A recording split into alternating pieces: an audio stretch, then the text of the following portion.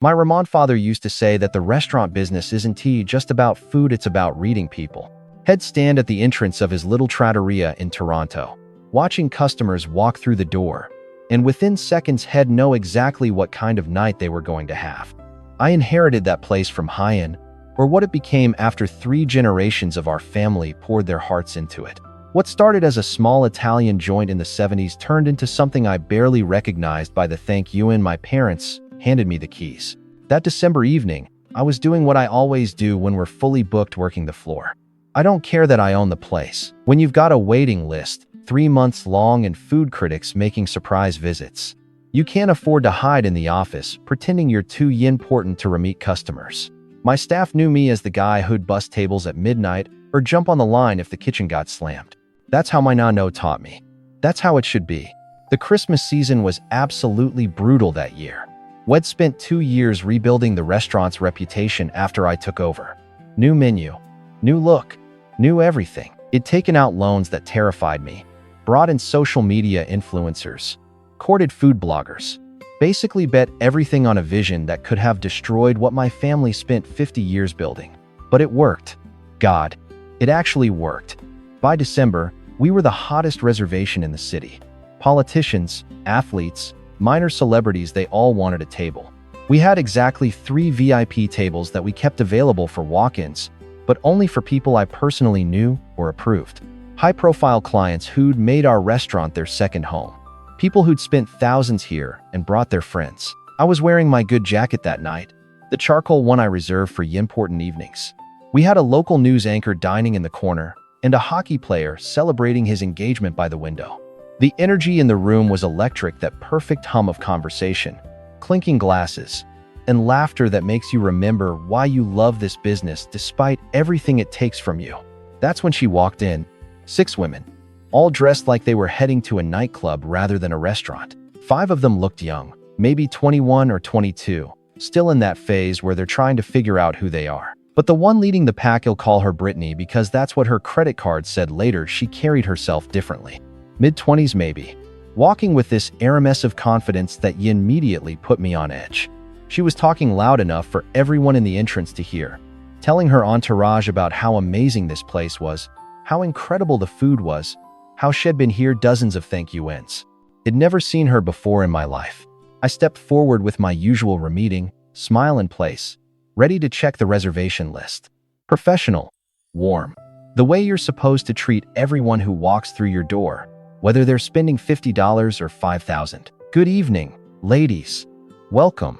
What name is your reservation under? Brittany looked at me like it asked her to solve a calculus equation. Then she laughed, this high, performative laugh meant for her friends rather than me. Oh, sweetie, we don't have a reservation, but that's okay. The owner, Marcus, right? He's a close personal friend of mine. He always keeps tables open for VIPs. Well, take one of those. The restaurant went a little quieter, not silent, but enough that I could feel the shift. A few nearby customers glanced over, probably wondering who this woman was that she could just walk into the most booked restaurant in the city and demand a table. Here's the thing about entitled people, they always overplay their hand. If Brittany had just asked nicely, explained she'd heard Ray things, and wondered if we had any cancellations, I might have actually tried to squeeze them in somewhere. We'd done it before for polite people who respected our thank you-in. But claiming to know me? Claiming we were friends? Using my actual name like we went way back? That crossed a line. I kept my smile. I'm very sorry, but we're completely booked this evening. As you can see, every table is occupied. Without a reservation, I'm afraid I can't seat you. I was giving her an out. A Ramus full exit. She could have apologized, maybe made an actual reservation for a future date, and this whole thing would have ended differently. Instead, she pulled out her phone and shoved it at one of her friends. Take a picture of Hyan. Make sure you get his face clearly. She turned back to me, eyes narrowed. I'm going to speak with Marcus about this. Has going to be very interested to know that his staff is turning away his personal guests. You'll be lucky if you're scrubbing toilets by the end of the week. Actually, you'll be lucky if you're still employed at all. The other women behind her started chiming in. Yeah, seriously, do you know who you're talking to? One of them said, twirling her hair. Kiss your minimum wage job goodbye, buddy. Another one actually laughed and said, He probably can't even afford to eat here high himself. I felt my jaw tighten. You develop thick skin in this industry, you have to, but something about the casual cruelty in their voices got under my skin. These weren't just entitled customers. They were bullies, and they'd picked their target poorly. Brittany stepped closer, invading my space in a way that would have made a bouncer at any club immediately intervene. "Look," she said, voice dripping with condescension, "you can either give us one of those tables right now, or I can make your life very, very difficult. This isn't worth losing your job over. Trust me." She kept pointing at me, this aggressive finger jab that was probably supposed to intimidate me. "Obviously you aren't anyone important here. Because if you were, you know exactly who I am. You'd know better than to tell me anything other than yes or of course." She went on like this for another minute, each word designed to demean and diminish, making assumptions about my income, my intelligence, my worth. The other girls joined in with their own commentary, creating this chorus of judgment directed at someone they perceived as beneath them. A waiter, a nobody, someone who existed solely to serve them and had no right to say no. And that's when I made my decision. I had 3 options in that moment. Option 1, tell her I owned the restaurant and call her out on the lie right there in the entrance. Immediate satisfaction, public humiliation, and shed leave. Option 2, simply walk away, let one of my managers handle it, and avoid the whole confrontation. Professional, clean, but unsatisfying. Or option 3, teach these women a lesson they'd never forget. I chose option 3. My smile widened. I let the tension hang in the air for just a moment longer, then said, "Of course, Mom. You're absolutely right. Please, follow me." I apologize for the confusion. It would be much easier to just give you the table. Brittany's entire demeanor shifted. She turned to her friends with this triumphant look, like a General Hud just won a crucial battle. "See? All you have to do is stand your ground." These people respond to confidence. I led them through the dining room past the couples on dates, past the family celebrating a birthday, past the news anchor who glanced up with mild interest, and brought them to table 7. One of our 3 VIP tables. The ones with the different menus. The ones where prices aren't listed because if you're sitting there, price isn't supposed to be a concern. "This is one of our finest tables," I said, pulling out chairs, "reserved for our most valued guests."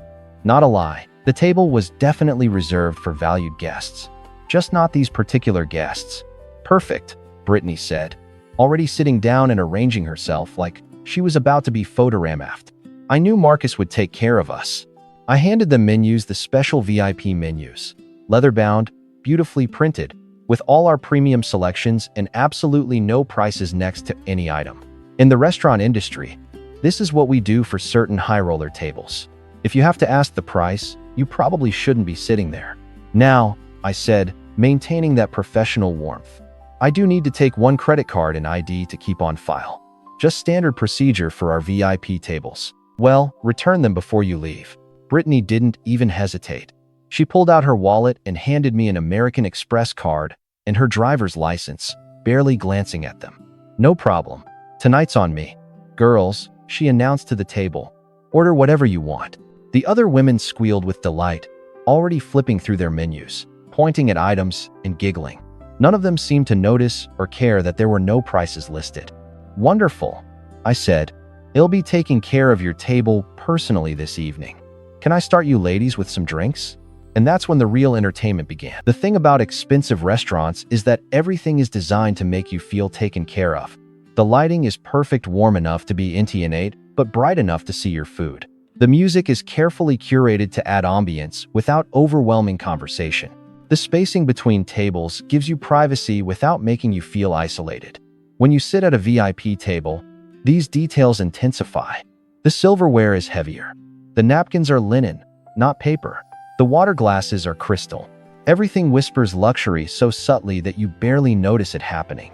Brittany and her crew noticed none of this.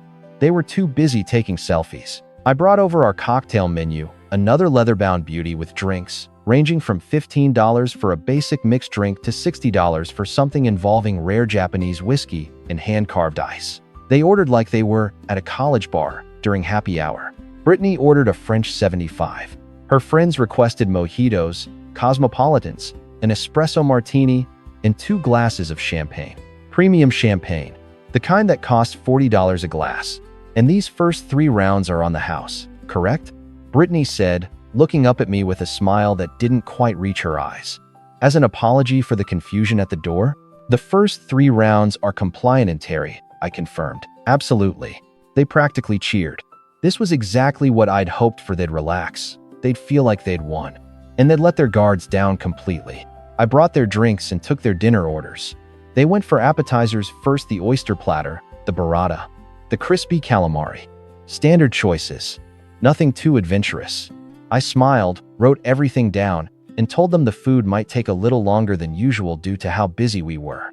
They barely acknowledged this, already halfway through their first drinks and deep in conversation about someone named Tyler who'd apparently been texting one of them. When I came back to refill water glasses, I overheard fragments of their conversation that made my earlier decision feel increasingly justified. One of the younger women, blonde, probably 21, was talking about how her father would absolutely lose it if he knew she was out on a weeknight. Another was explaining how Shed convinced her parents she was studying at the library. Brittany kept interrupting to give advice, positioning herself as the wise older sister figure, the one who knew how the world really worked. The trick is confidence, she was saying as I approached with their appetizers. Most people are too afraid to ask for what they want. They'll just accept whatever they're given, but not us, right? She gestured around the table. We know our worth. We demand respect. I set down the oysters, West Coast beauties, $18 each, 12 on the platter, and the burrata, which ran about $35 for the serving they'd ordered. They barely looked at the food, too busy taking pictures from every possible angle, making sure the restaurant's ambiance was perfectly captured in the background. Can we get another round? Brittany asked without looking up from her phone. Of course. Same drinks for everyone? Actually, one of the friends said, dark hair. Too much makeup. The kind of voice that carries across rooms. Can we try those cocktails you were talking about? The ones with the fancy ice? The Japanese whiskey cocktails? I asked, knowing exactly which one she meant. The ones that cost $60 each. Yeah, those sound amazing. One for everyone. I didn't even blink. Absolutely. They'll have those right out. In the kitchen, my sous chef looked at the order ticket and raised his eyebrows. Table 7 is going hard tonight, he said. They're VIPs. I replied, keeping my face neutral. Give them the full experience. By the thank you in, I brought out their second round of drinks, 6 Japanese whiskey cocktails with hand-carved ice spheres, each one a work of art that cost more than most people's entire meal. They were already getting loud, not falling down drunk, but that loose, uninhibited stage where filters start disappearing. Their conversation had shifted from boys to jobs to complaints about their lives. I'm so done with my parents, one of them was saying. They expect me to work some minimum wage job just to build character. Like, no thanks? I'd rather just focus on my influencer career. God. Same. Another Aramid. My mom keeps asking when I'm going to get a real job, as if having 50,000 Instagram followers isn't a real job. I refilled their water, invisible and ignored. This was when I started to understand them better. They weren't just entitled, they were lost. Young women had been told they were special their entire lives, but hadn't quite figured out what to do with that message. And Brittany? Shed positioned herself as their guide, their role model, the one who'd figured out how to work the system. Another round? Brittany called out, snapping her fingers in my direction. I turned, still professional. Of course. Same drinks? Surprise us, she said with a wave of her hand. Whatever's good. That's when I knew I had them completely. They'd stopped paying attention to what they were ordering. They just wanted more drinks, more luxury, more validation that they deserved to be sitting at this table. I brought them our most expensive cocktails, the ones we usually only serve to the hockey players and business executives who truly didn't care about price. $75 each for a drink that combined rare rum, exotic fruit, and edible gold leaf. They took pictures of these too, posted them to their Instagram stories, with captions like living my best life and VIP treatment. The dinner orders started coming in waves. Main courses now the filet mignon, the lobster risotto, the diver scallops, the truffle pasta, everything on the higher end of the menu. I made sure they had everything they wanted. More bread? Absolutely. Extra truffle shavings? Of course. Another bottle of wine? Right away. By this point, it started to question myself. Was I going too far? These were young women, probably without much money, definitely without enough life experience to understand what they were walking into. The bill was climbing into truly scary territory, hundreds of dollars per person, heading toward thousands for the table. Maybe I should pull back, I thought. Maybe I should subtly suggest they ease up on the ordering. But then I'd hear another comment, another casual insult, another assumption about my worth as a human being. "God, can you imagine working here?" one of them said, gesturing around the restaurant. "Like, being a waiter for your whole life? How depressing." "I know, right?" another replied. No offense to Hyan, she nodded in my direction, not realizing I was well within earshot. "But I'd honestly rather die than have that be my career." Brittany laughed. "Hes cute though, in like a puppy dog way. Did you see how quickly he gave us the table once I pushed back? Guys like that are so easy to manipulate. They're trained to just say yes." Another woman chimed in. "I wouldn't date a waiter though. Like, what would you even talk about? His shift schedule? His tips? No, thank you." They all laughed. I smiled and refilled their wine glasses. My manager, Sarah, pulled me aside near the kitchen. "Hey, table 7 is racking up quite a bill. Are you sure about this?" "Positive," I said. "They're VIP guests, personal friends of the owner." I said it with a straight face, and Sarah, who'd worked for me for 3 years and knew me well enough to read between the lines, just nodded slowly. "Okay then. Your call, boss." Dessert came next. They ordered one of everything: the chocolate souffle, the tiramisu, the panna cotta, the cheese plate. They picked at most of it, too full and too drunk to really eat. But they ordered it anyway. Because why not? Because this was free, or close enough to free in their minds. Because Brittany's friend Marcus would cover anything that seemed excessive. I brought coffee, espresso, cappuccino, macchiato, and with it came their final round of cocktails. By this point, each woman had consumed somewhere between 7 and 10 drinks over the course of 3 hours. The math was getting serious. Each cocktail averaged around $50 to $60. Each main course ran between $60 and $90. The appetizers, the wine, the desserts, it was all piling up in a way that would have made any normal person nervous. But they weren't nervous. They were celebrating, taking more pictures, making plans for their next outing, discussing how they'd definitely come back here next month, maybe for someone's birthday. "This place is incredible," one of them said, looking around with genuine appreciation despite everything. "Marcus really hooked us up." I smiled. "I'm so glad you enjoyed your evening. Can I bring you ladies anything else? Or are you ready for your check?" Brittany waved her hand. "Check, please. Let's see the damage." She said it playfully, like someone who expected maybe a couple $100 total, maybe $300 if they'd really splurged. I walked back to the server station where our system printed receipts. The machine whirred and churned, spitting out page after page, individual bills for each woman, itemized down to every cocktail, every appetizer, every modification they'd requested. And then the main bill, the one for Brittany, who'd promised to cover everything, $4,223, including tax and tip. I stared at it for a long moment. This was real. This was actually happening. There was still thank you in to back out to discount the bill. To Clay, and there was a mistake, to let them off with a warning and a smaller price tag. But then I remembered the comments, the assumptions, the casual cruelty of people who'd never had to struggle for anything, judging someone they thought had nothing. I printed the bill, placed it in our leather bill folder, and walked back to table 7 with my professional smile firmly in place. Brittany was in the middle of a story when I approached. Something about a music festival and a bottle of champagne and someone famous whose name I didn't catch. She broke off mid-sentence when she saw me coming, that same confident smile from earlier still plastered on her face. I placed the leather folder in front of her without a word, exactly as I would for any VIP table. She opened it casually, still half-turned toward her friends, expecting to see maybe $500, maybe $800 at most. I watched her face change as her eyes tracked down the itemized list. The smile flickered, faded, and disappeared entirely. Her skin, flushed from alcohol all evening, suddenly went pale. She stared at the number at the bottom, looked away, looked back.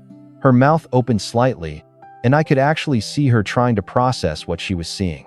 Is this a joke?" Her voice came out smaller than before, uncertain for the first thank you in all night. The other women stopped talking, sensing something wrong in their friend's tone. I maintained my professional distance.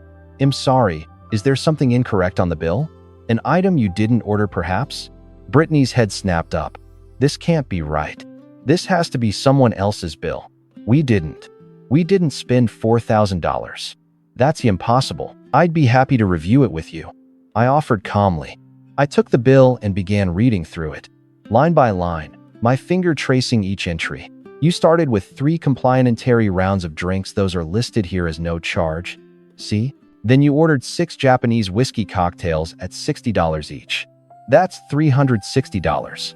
Then the rum and gold leaf cocktails, 6 of those at $75 each. That's $450. The oyster platter was $216. The lobster risotto was $85. The truffle pasta was $95 with extra truffle, which added another $40. I continued through the entire bill while Brittany and her friends sat frozen, their phones now face down on the table. Their earlier confidence completely evaporated. When I finished, I looked up calmly. Everything here is exactly what you ordered. Would you like to review the bill yourself? One of the younger women pulled out her phone and started frantically typing, probably pulling up a calculator app. They huddled together, whispering urgently, checking and rechecking the math. The energy at the table had completely transformed from celebration to near panic. Brittany looked up at me, and I could see tears threatening at the corners of her eyes. The food was, the service was, she was ramasping, trying to find any excuse to challenge the bill. Can you at least take off 50%? That would be more reasonable. The drinks weren't even that good, and some of the food was cold. I'm sorry, but I can't adjust the bill, I said simply. Everything was prepared to our usual standards, and you didn't mention any issues during your meal. But Marcus, she started, and I could see the gears turning in her head. She pulled out her phone and started scrolling frantically. Look, I need to use the restroom. I'll be right back. I nodded politely. Part of me wondered if she was about to bolt, maybe try to slip out a back exit and leave her friends with the bill. But it kept her ID and credit card at our host's standard detail. It mentioned earlier that I don't think she'd fully processed in her confident haze. Of course, just so you know, we still have your identification and credit card at the front. Well, return them when everything is settled. Her face fell a little more. She remapped her purse and practically ran toward the restrooms. The remaining women sat in uncomfortable silence. One of them, the blonde HUD, talked about her father earlier, had tears running down her face. Another was opening and closing her purse, probably mentally calculating how much cash she had on hand. They all kept looking at the bill like it might change if they stared hard enough. Did we really order all of this? One of them whispered. I don't know. I don't remember, another replied. I thought the first 3 rounds were free. How did it get so high? She said it was on her. Someone else hissed. She promised. 10 minutes later, Brittany returned. Her makeup was freshly applied. She'd clearly been crying in the bathroom, and her entire demeanor had shifted from confident to desperate. She sat down and immediately launched into a plea. Look, I need you to understand something, she said, her voice shaking slightly. The food really wasn't that rameat. The drinks were overpriced. This is completely unreasonable. I know Marcus would never charge his friends this much. Can you please just cut this in half? Well, still pay over $2,000, which is more than fair. She paused, waiting for me to respond sympathetically. When I didn't, she pulled out her phone and showed me a text conversation. I leaned in to look at it, a thread with someone named Marcus, restaurant owner, with messages about reservations and VIP treatment. I tapped on the contact name, which opened up the contact information screen. The phone number listed was definitely not mine. It wasn't even close. This isn't the owner's number, I said quietly. Brittany's eyes went wide. He has multiple phones. For business. Obviously you don't know all his numbers. You're just a waiter. I looked at her for a long moment. Around us, the restaurant was starting to empty out. The news anchor had left. The hockey player and his fiancée were saying goodbye to their server.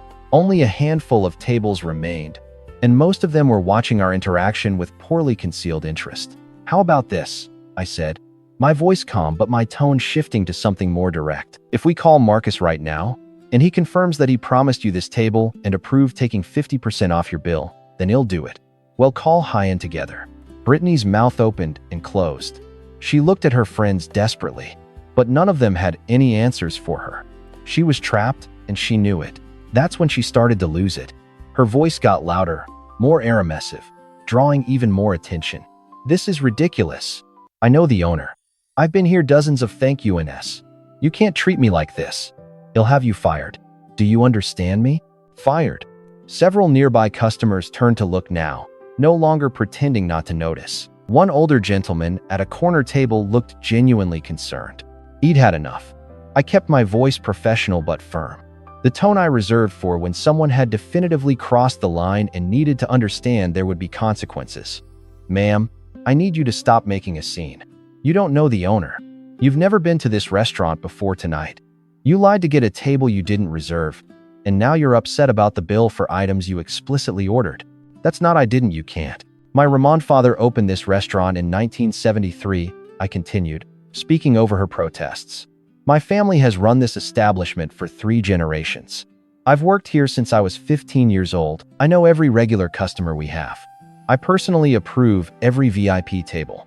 I am the sole owner of this restaurant, and I have never spoken to you before tonight." The words hung in the air. Brittany's face went from red to white to red again. Her friends were completely frozen, probably running through every interaction Wed had that evening, realizing with ramming horror that it'd known all along, that it'd let them order everything, that it'd watched them mock and insult someone who held complete control over their evening. "I gave you a VIP table, which I didn't charge you for," I continued. "I comped your first 3 rounds of drinks. You ordered everything else on that menu freely and without any coercion. The total is $4,223. If you don't pay, they'll call the police and provide them with your identification, which you willingly gave me. Your choice." Brittany signed the bill with shaking hands. She actually let out a small sob as she wrote her signature, probably realizing what this would do to her credit card balance and her bank account. The other women pulled out their wallets and handed her crumpled bills, maybe $200 or $300 between all of them, with whispered promises to Venmo her the rest. They left without looking at me, without speaking, just gathered their purses and phones and walked out into the December night, their earlier enthusiasm completely extinguished. I stood there for a moment, holding the signed receipt, wondering if I'd gone too far, if I'd been cruel, if I'd let my ego get the better of me. Sarah approached from behind. "Boss, you okay?" "Yeah," I said, though I wasn't entirely sure. "I'm fine." That was intense. "Do you think you'll hear from them again?" "Probably not," I started to say, but I was wrong about that. 2 days later, an Anrami man walked into my restaurant during the lunch rush. My bartender, Jeff, who'd been there that night and heard the story. He immediately came to get me from the office where I was working on payroll. "Hey, Marcus? There's a guy here who says he needs to talk to you. He seems pretty pissed. And she's with high-end." I saved my spreadsheet and walked out to the dining area. Sure enough, there was a man in his 50s, expensive suit, silver hair, the kind of guy who was used to getting what he wanted, standing near the host's stand with his arms crossed. Next to Hyan, looking at the floor, was Brittany. She looked miserable. "Are you Marcus?" the man demanded as I approached. "I am. How can I help you?" "You can help me by explaining why my daughter was charged over $4,000 for a meal at your establishment 2 nights ago." So this was Brittany's father. I gestured toward my office. "Of course, sir. If you'd both like to follow me, I'd be happy to explain everything. I have security footage with audio from that evening." His aggressive posture faltered slightly at the mention of security footage, but he followed me anyway. Brittany trailed behind, looking like she wanted to disappear into the floor. In my office, I pulled up the video files. Table 7 was in one of our high-security VIP sections. Wed installed expensive cameras there after a previous incident involving a celebrity whose private conversation got leaked to the press. The audio quality was exceptional, which proved fortunate for this particular situation. I showed Hyan everything. The entrance confrontation, the lies about knowing me, the comments about my worth as a waiter, the ordering of drink after drink after drink, the mocking conversation about how easy I was to manipulate. I fast-forwarded through some sections, but I made sure he heard the key moments, particularly the parts where his daughter positioned herself as worldly and wise, teaching her friends how to take advantage of people in service positions. I watched his face change as he processed what he was seeing, anger shifting from me to his daughter, disappointment settling in around his eyes. By the thank you in, the video reached the moment where she pulled out her phone to show me the fake text conversation. Head stopped the video high itself. "I've seen enough," he said quietly. He turned to Brittany, who was crying again. "Did I really just watch you lie your way into a restaurant, order thousands of dollars worth of food and drinks, mock the owner to his face while he served you, and then try to get out of paying?" She didn't answer, just cried harder. He looked at me. "The bill is paid?" "Yes, sir. In full." "Good." He stood up, buttoning his jacket. "Thank you for showing me this. And I apologize for taking your thank you in." He turned to his daughter. "Let's go." Now, they left, his voice rising in anger before they even made it out the front door. I heard fragments embarrassed, entitled, consequences before the door closed behind them. That was it. I never heard from any of them again. No social media posts, no bad reviews, no attempts at revenge or retaliation. The story could have ended differently in so many ways, but this was how it played out. Sarah came into my office later that evening as I was closing up. "So, how do you feel about all of it now that it's over?" I looked at the framed receipt on my desk, the original bill, not including the premium oysters, which ID decided to keep as a reminder. A reminder that some of these people need to learn lessons the hard way. A reminder that service work doesn't mean servitude. A reminder that respect should be given freely, not earned through status or wealth. "Honestly," I said, "I don't know if I did the right thing. Maybe I was petty. Maybe I let my anger get the best of me. But every thank you and I start to feel guilty. I remember how they talked about me, how they talked about service workers in general, like we're less than human, like our jobs make us worth less as people." "For what it's worth," Sarah said, "I think you taught them something they needed to learn. Maybe not the way Emily Post would recommend, but sometimes people only learn when consequences are real." I nodded. She was probably right. Or maybe we were both just justifying something that felt good in the moment but crossed ethical lines I'm still not entirely comfortable with. The thing is, I did lose money on that table. Not as much as you might think. The table was going to sit empty anyway, so the opportunity cost was zero, and the 3 rounds of free drinks were more than covered by everything else they ordered. But the principle bothered me. The fact that I deliberately let them walk into a trap instead of being honest from the start. Then again, they deliberately lied to get that table. They deliberately mocked me and my staff. They'd made conscious choices all evening based on the assumption that they were smarter and better than the people serving them. Maybe we all got what we deserved that night. Maybe that's the real lesson, not about restaurants or bills or VIP tables, but about how we treat each other when we think no one important is watching. How we speak to people we consider beneath us. How casual cruelty can come back to bite us in ways we never expected. The receipt still sits on my desk, tucked into a simple frame. I look at it sometimes when I'm having a bad day, when a customer is being difficult, when I'm questioning why I chose this impossible industry. It reminds me that I'm not just a waiter, not just an owner, but a person who built something from my family's dreams and refused to let anyone diminish that. $4,223. The price of a lesson in humility, respect, and the consequences of judging people by their job titles instead of their character. I still don't know if I'm proud of what I did or ashamed of it. Maybe I'm both. Maybe that's what makes us human, the ability to hold 2 contradictory feelings at the same thank you in and understand that neither one fully captures the complexity of the situation. But I do know this. I've never had another customer try to claim they know me when they don't. Word must have spread somehow, through some network of entitled people who share stories about restaurants that won't be manipulated. And honestly, that's fine with me. Respect goes both ways in this business. You give it, you get it back. You try to take advantage, you might just end up learning an expensive lesson at table 7.